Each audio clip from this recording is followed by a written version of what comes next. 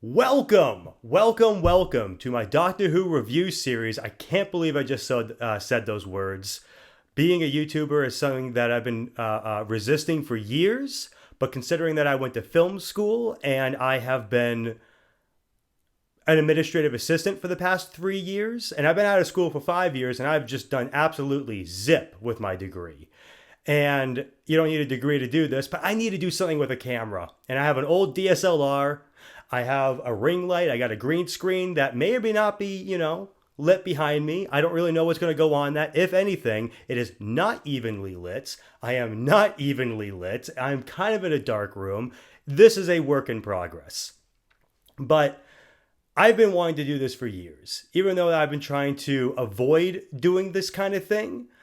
It just got to a point where I just started watching a lot of YouTube and I started watching a lot of YouTube reviewers.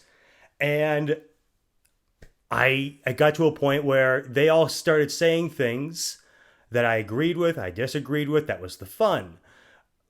But they weren't saying the things that I wanted to hear per se. I felt like I wanted to get my opinion on it. And so, if you look at my channel, I've covered a lot of Dragon Ball. I've covered all the Godzilla movies in these shorts. But what we're doing here today and what we're going to continue doing until we're all caught up with the modern series of Doctor Who is basically do about 10, 15, maybe 20-minute videos once my camera gets all ready, and it's kind of overheating at the moment. So I don't know how long I have the camera for. But I want to start doing these kind of episode reviews a couple times a week up until November. Hopefully we're caught up by then. But regardless, I'll be doing the 2023 specials with David Tennant. The Ncuti Gatwa season forthcoming after that. I will do that all live as it comes out. Because at the end of the day, I just want to talk about my favorite show. And I want to enter a community that I feel like I've been a part of silently, but now it's time to put my face to it. So, let's see here. I've been on for how long? 3 minutes. That means I got about 7 minutes left before I think my camera will clunk out on me. That is another huge work in progress. And I procrastinated on this a lot today. I am like, oh, let's go. I watched the episode and I'm like, oh, well, let's go and let's do the video. I'm like, yeah, I'm going to get some ice cream first. And I dropped some of the ice cream on the floor, on the ground. And I'm like, I probably should have just gone straight home. And here I am after the ice cream. I am so sorry if there's nothing on my face. But if there was, just understand I'm an ice cream fanatic. Anyways, let's get, I guess let's just get to it. I have some written notes here, but not a whole lot. I did watch the episode again today. I watched Series 1, Episode 1, Rose, aired in 2005, starring the Ninth Doctor, Christopher Eccleston. It's a plot where this species of plastic, they're sending like telepathic waves or something to like mannequins and malls and stuff to basically take control of them and use them. And for some reason they have ammunition inside. I don't know, they can turn into guns. Now, Christopher Eccleston is kind of he's that sneak doctor. He was only on for one season. Not all of his episodes were stellar. Very much that mid-2000s kind of way of filmmaking where things were still... I always kind of put it as we were still trying to figure out digital. And a lot of it has not aged well. But as I was watching the episode today, rewatching after a little while, it's kind of the perfect blueprint for what would come after. Now, I haven't watched a whole lot of Classic Who. I have not watched any of the Classic Who leading up to Eccleston, just Hartnell in the 60s. But rewatching this episode today, Rose, seeing all the hallmarks of what I've come to know as modern Doctor Who, the Doctor being this almost monstrous figure. He's towering, his indifference sometimes, the whole, I have to give a choice to my enemies before I outright kill them. But he will do it. I'll get to it. I'm kind of all over the place already.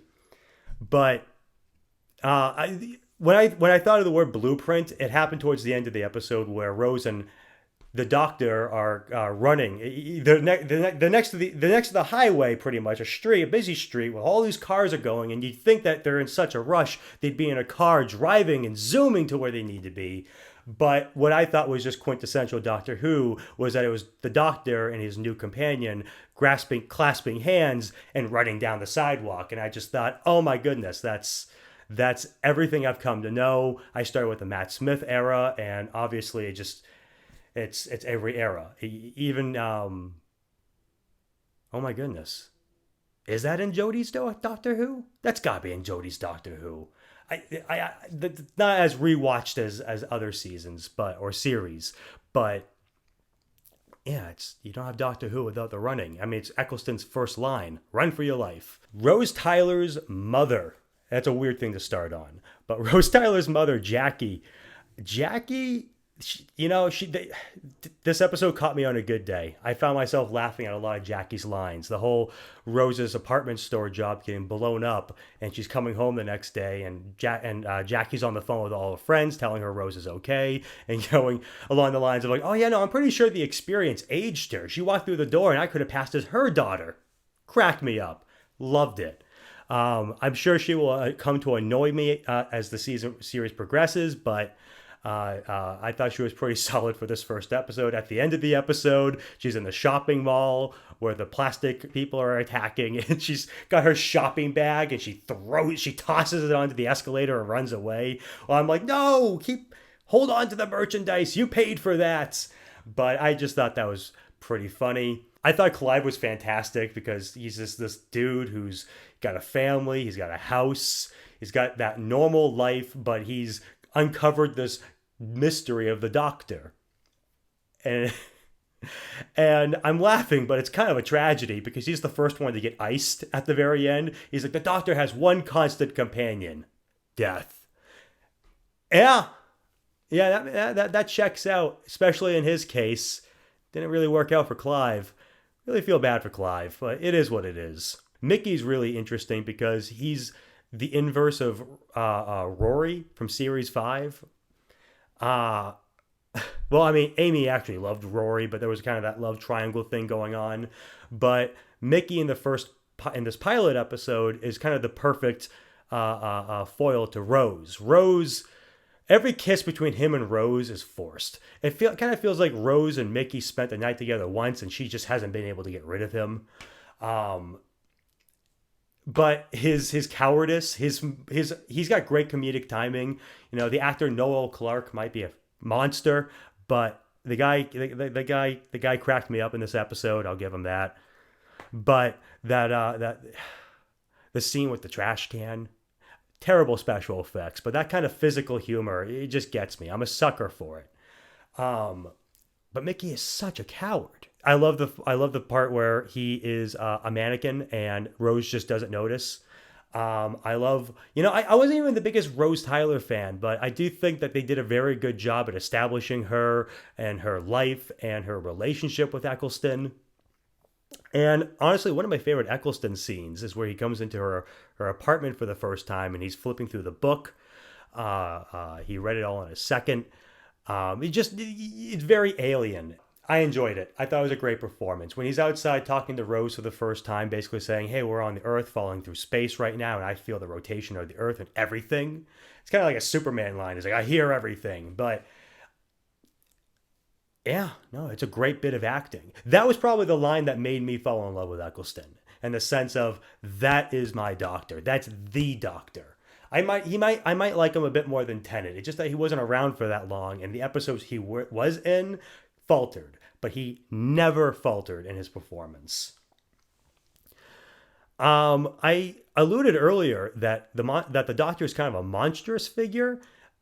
And they definitely play into this with Matt Smith and Peter Capaldi, but that's definitely a Stephen Moffat thing. The whole idea of you turn your companions into soldiers.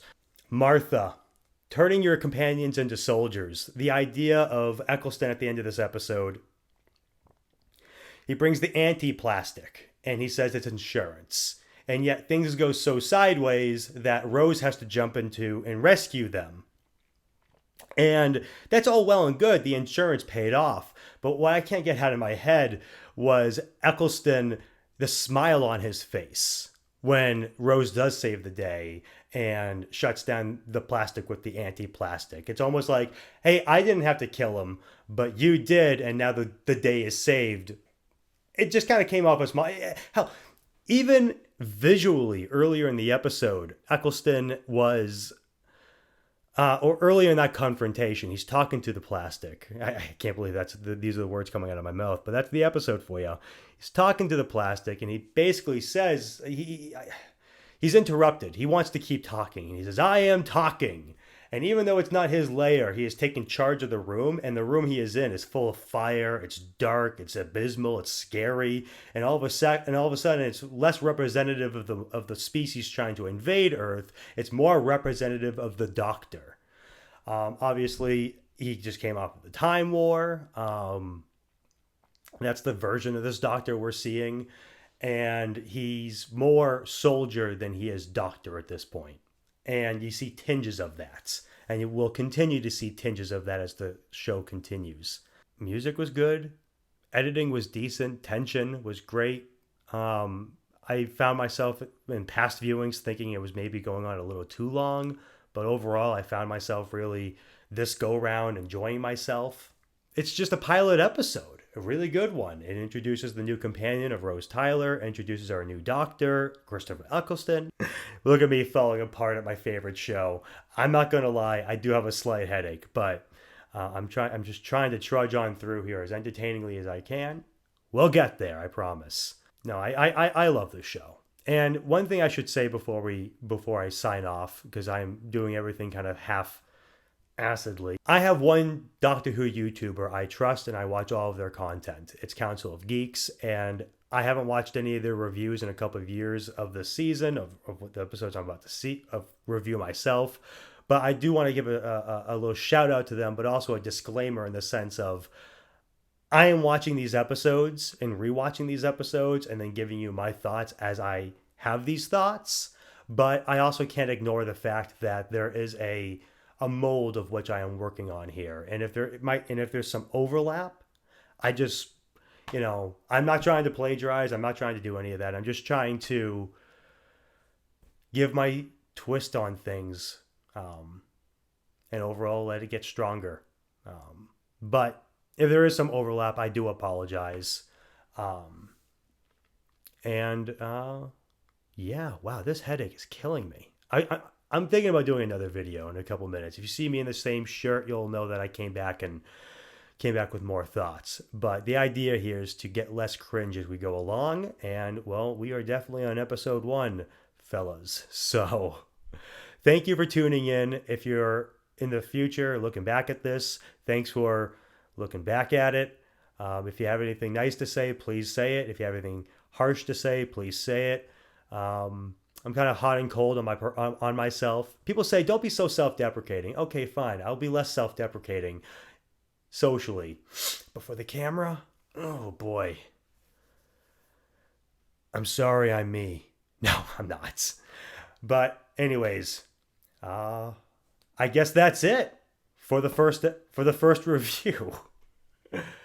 And again, I don't know what's behind me, but hopefully it's entertaining. And if it's not, maybe it's just a green screen. Who knows? I don't know. But that's it. Signing off. We'll figure something out. Okay.